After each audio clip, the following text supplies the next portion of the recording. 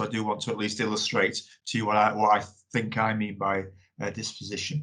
So there's a few things to show you.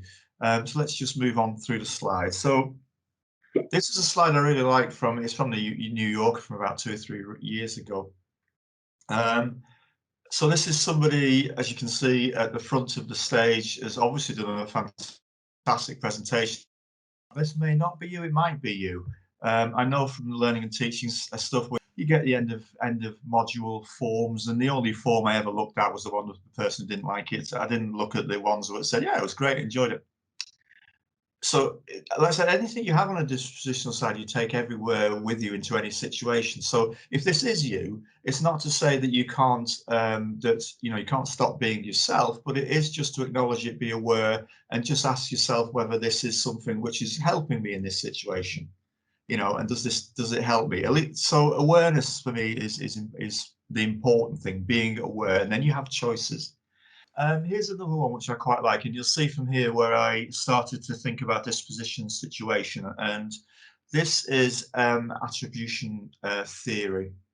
So on the left-hand side, you've got a teacher with the brown tie, and you've got a child, a very young child, is handing in an assignment, and the assignment is late, and the teacher is saying, so late, that's lazy.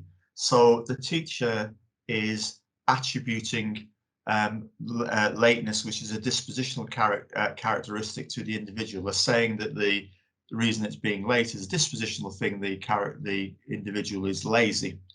On the right-hand side, the teacher is saying, actually, it's late, there might be an issue at home or something. So in that case, the teacher is actually situationally attributing the late report. Now, there's 1,001 other potential ideas within this simple interaction of child and teacher and handing in assignment. But in terms of thinking about disposition, which one are you most likely? I know for my own self that I most commonly would jump to the situational. I know for people who most commonly would jump to the dispositional. Nothing wrong with that. There's nothing right, nothing wrong about it. But I'm now aware that if I become conscious of jumping to the situational, then I should at least think about the dispositional as well. Because if you jump to situational all the time, I'm always forgiving and kind to people. Occasionally, actually, the person might just be a bit lazy and should have handed it in better. What I should say to them is, pull your socks up and you can hand it in sooner next time.